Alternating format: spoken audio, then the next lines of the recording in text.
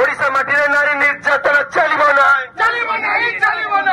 आम राज्य बीजेपी शासन गण दुष्कर्म बंद करो